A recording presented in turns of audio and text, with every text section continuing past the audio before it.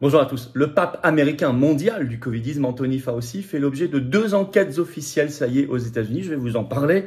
Il refait parler de lui.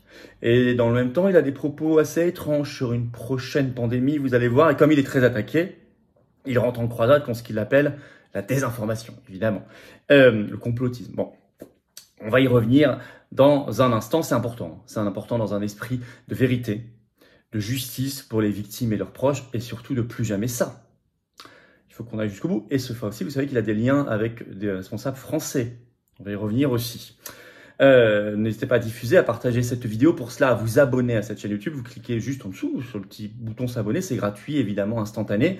Et puis, profitez-en pour appuyer sur la petite cloche à côté. Vous serez automatiquement notifié dès qu'une vidéo ou un direct sortira sur cette chaîne, ce qui est pratique pour vous et pour nous, pour la chaîne, c'est extrêmement pratique aussi parce que plus vous êtes abonné, plus automatiquement les vidéos se diffusent, sont recommandées par YouTube, ce qui permet de toucher de nouvelles personnes qui ne nous connaissent pas forcément encore et on l'espère, d'être transformés en résistants. Voilà. Donc, merci beaucoup aux nouveaux abonnés, à ceux qui vont le faire dans un instant sur cette chaîne. Écoutez, moi, je vous donne le rendez-vous important que vous avez, j'espère, noté. C'est samedi 8 juillet, rendez-vous à Paris, 14 h, place d'Enfer Rochereau, manif national, cortège national, la première que nous organisons spécifiquement sur le Frexit. On va s'amuser avec le torchon bleu étoile, hein. Bon, ça vous verrez, mais surtout on brandira fièrement notre drapeau français, mais dans un esprit ouvert, de liberté, de souveraineté du peuple, d'amour, de belles valeurs, de paix, de dignité, de libération. Voilà, c'est un sujet extrêmement important. Soyez là. Je sais qu'il y a des gens qui s'organisent de toute la France, et même il y a des gens qui veulent sortir de l'Union européenne en Belgique, etc. Bah, venez. Il y a des covoiturages qui s'organisent. Bref, ça va être un grand moment. Soyez au rendez-vous le 8 juillet. Je vous attends, patriotes. Ça aussi, c'est un grand moment. Là aussi, on vous attend. Là aussi, soyez au rendez-vous. Cette carte orange d'adhérents ou de réadhérents, si vous n'êtes plus à jour aux patriotes, vous attend. Ben oui, ça permet d'être mis en relation avec des gens qui pensent comme vous quand vous êtes adhérent, près de chez vous. On vous propose des actions, des conférences exclusives, on vous propose plein de choses dans le rassemblement concret, dans le plus grand mouvement souverainiste et de défense des libertés de France. Oui, c'est précieux d'en avoir un. Tous les pays n'ont pas un mouvement comme celui-ci. Et puis, dans un combat anti-oligarchique. Voilà, un combat anti-oligarchique pour nous, pour notre humanité, pour notre France, pour les générations qui viennent. C'est ça, être adhérent patriote.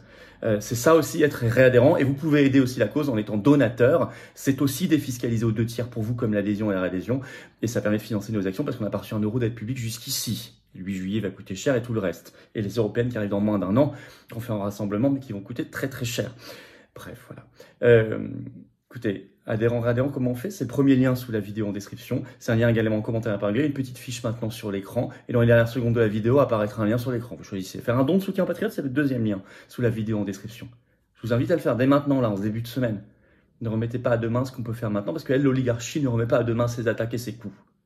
Allez, bravo aux donateurs, aux réadhérents. Bienvenue aux nouveaux adhérents patriotes. Alors, Fauci, l'heure des comptes. Ah, peut-être qu'elle ne sonne pas encore, mais on est peut-être à minuit moins 2. Il refait parler de lui et il a été quand même, ses écrits, ses mails ont été officiellement par le Congrès américain assignés à comparaître. Comme on dit là-bas, et c'est quand même une clé de voûte, hein, cet homme du système covidiste, avec des relations un peu partout, notamment en France. Il paraît de plus en plus cerné de toutes parts. Alors d'abord, enquête officielle au Congrès américain. Précisément, sur son rôle dans la rédaction en mars 2020, d'un article qui sortira dans Nature Medicine, minimisant la théorie, minimisant largement, voilà, l'attaquant, la remettant en cause, la théorie de la fuite du Covid d'un laboratoire.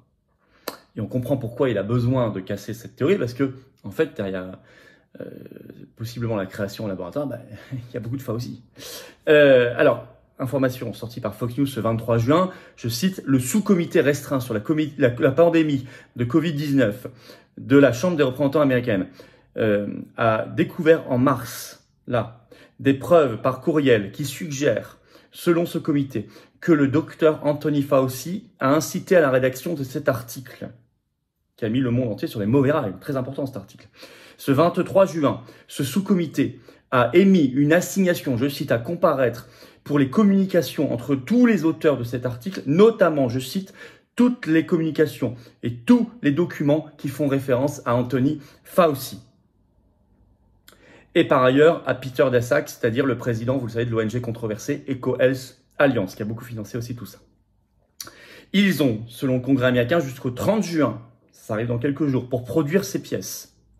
Ils suspectent, je cite, une possible dissimulation directement à la source. Et les représentants américains qui sont à l'origine, les élus américains à l'origine de cette affaire, de cette assignation, estiment que c'est, je cite, une étape cruciale pour tenir coupables les responsables. J'aime bien cette phrase. J'aime bien cette phrase. C'est l'inverse du responsable mais pas coupable. Pour tenir coupables les responsables.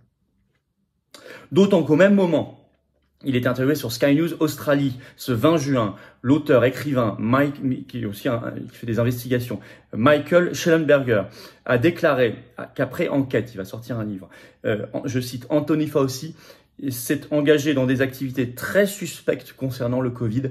Fin de citation. Donc on est là-dedans. À suivre, quelques jours avant le 30 juin, on en reparlera. Autre enquête qui s'ouvre sur lui, quelle est la nature réelle aujourd'hui de ses activités professionnelles?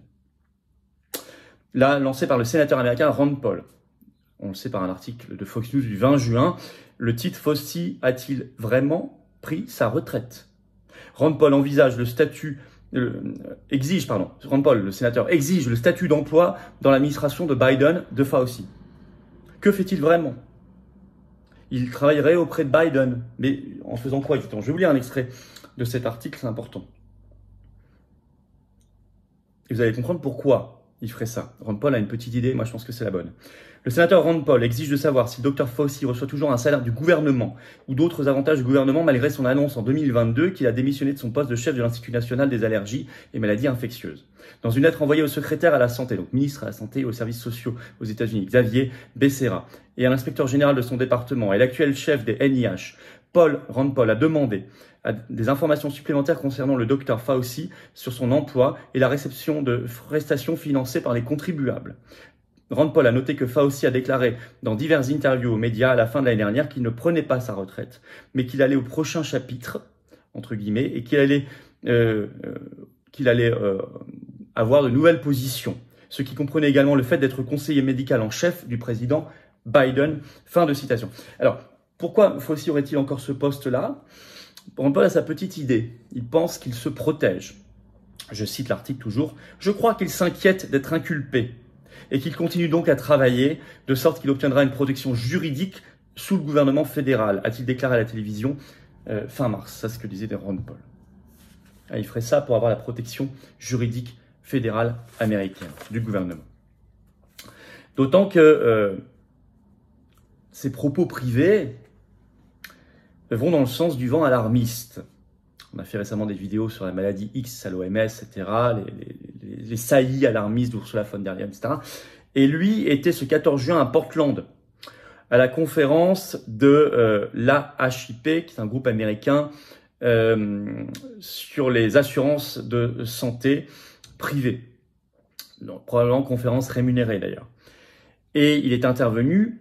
Et selon le site spécialisé MedCity News, qui lui est plutôt favorable d'ailleurs, donc c'est un compte-rendu plutôt bien enrobé pour lui, ce 14 juin, il a dit que ce site dit qu'il a centré son intervention là-bas sur le thème « Sommes-nous protégés par rapport à la prochaine pandémie ?» Sommes-nous protégés par rapport à la prochaine pandémie? On voit qu'on on tourne en ce moment dans les cercles mondialistes de l'OMS, etc., toujours autour de la même thématique, le même narratif de peur. On a entendu récemment l'OMS en parler beaucoup, la fameuse maladie X aussi qui a été réactivée. L'Union européenne, Ursula von der Leyen a sorti exactement la même phrase il y a 2-3 semaines, j'en avais parlé. Et par ailleurs, dans sa conférence, il a fait l'éloge du vaccin ARN messager, attention, pas n'importe lequel, en disant, je cite, que c'est un vaccin qui est complètement sans précédent dans son efficacité. Ça, c'est à suivre de très près. Alors, en panique, parce qu'il est très attaqué, 2 enquêtes quand même par le Congrès américain, son axe de défense, c'est désinformation. Il est obsédé par cette lutte désormais. Selon le site TheHill.com, le 22 juin, je cite, Fauci dit qu'il s'inquiète pour l'avenir du pays à cause de la désinformation, ce qu'il appelle la normalisation de contre-vérité. C'est ce qu'il a dit notamment dans sa conférence à l'APIH, justement le 14 juin. Il a attaqué, je cite, les théories du complot, évidemment. Et il a dit qu'il voulait, je cite, écoutez bien, servir d'inspiration ou de modèle pour les jeunes qui veulent s'appliquer et s'impliquer dans la science et le service public. Rien que ça.